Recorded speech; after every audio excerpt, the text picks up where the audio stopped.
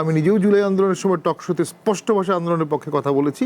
নিজেকে কখনো জুলাই যুদ্ধ বলার প্রয়োজন হয়নি, কোনোদিন বলিওনি, যে ব্যবসার লাইসেন্সটাও কোনোদিন চাইনি। আর জিয়াউর রহমান তো বীর মুক্তিযোদ্ধা ছিলেন, রাষ্ট্রনায়ক ছিলেন, সেক্টর কমান্ডার ছিলেন, তার তো বিশাল সোয়াজ বঙ্গবন্ধু 17 বছর জেলে ছিলেন, দুটো আন্দোলনে বঙ্গবন্ধু অংশগ্রহণ করেছে, ব্রিটিশ বিরোধী আন্দোলন আবার পাকিস্তান বিরোধী আন্দোলন, 62, 66, 6 দফা, স্বায়ত্তশাসন, স্বাধিকার, স্বাধীনতা।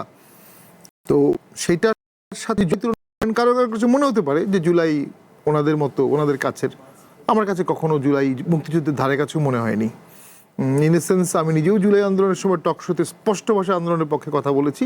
নিজেকে কখনো জুলাই যুদ্ধ বলার প্রয়োজন হয়নি, কোনোদিন বলিওনি, যে ব্যবসার লাইসেন্সটাও কোনোদিন চাইনি, প্রয়োজন হয়নি।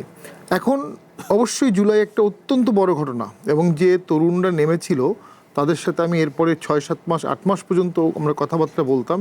তারা কিন্তু ট্রমাটাইজ ছিল জুলাইয়ের পরে, দীর্ঘদিন তাদের জীবনের, অনেকের জীবনে প্রথম আন্দোলন, অনেকের জীবনে প্রথম পুলিশের সাথে লাঠিচার্জ, অনেকের জীবনের ঝুঁকি নিয়েছে, অত্যন্ত তরুণ ছিল।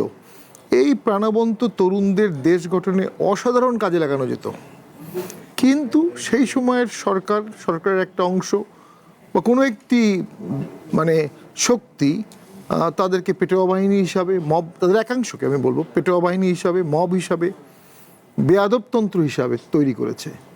যে সাহসটা শেখ হাসিনার আমলের শেষের দিকে ক্লিক করেছিল, একই ধরনের অ্যাটিচিউড কিন্তু পরবর্তীতে ক্লিক করবে না, সে প্রেক্ষাপট নাই। কারণ 3টা ফার্স্ট সাইকেল ইলেকশন করার পরে জনগণের একাংশ, বিশাল অংশ হাসিনা বিরোধী যে কোনো মুভমেন্টকে স্বাগত জানিয়েছে। এখন কিন্তু পরিস্থিতি তা না। এই যে এনসিপিকে অপদস্থ করা হলো, এটা যদি সেই সময় হতো বা 2 বছর আগে হতো, 1.5 বছর আগে হতো, সারা দেশের মানুষ তাদের সাথে নামতো। আজকে কিন্তু জনগণের মিশ্র প্রক্রিয়া এটা নিয়ে।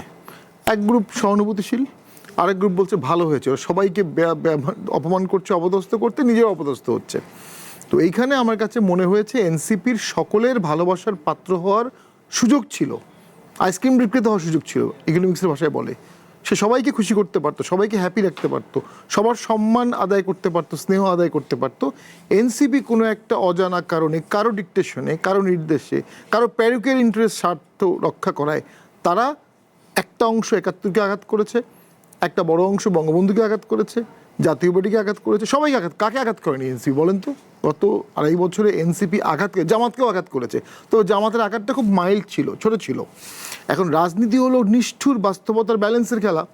যেহেতু আওয়ামী বিরোধী আন্দোলন করেছে এনসিপি, আওয়ামী লীগ তাদের সাথে অ্যান্টাগনিস্টিক থাকবে for a considerable long time. এটা সহজে মোচন হবে না, হওয়া উচিত, আওয়ামী লীগেরও মোচন করা উচিত, এনসিপিরও করা উচিত। বিএনপির সাথে তাদের দ্বন্দ্ব লেগে গেল, তাহলে তাদের এখন রক্ষা করবে কে? দেশের আপামর জনগণ তাদের পিছিয়ে নেমে তাদেরকে রক্ষা করবে, এটা এখনকার অঙ্ক বলে না।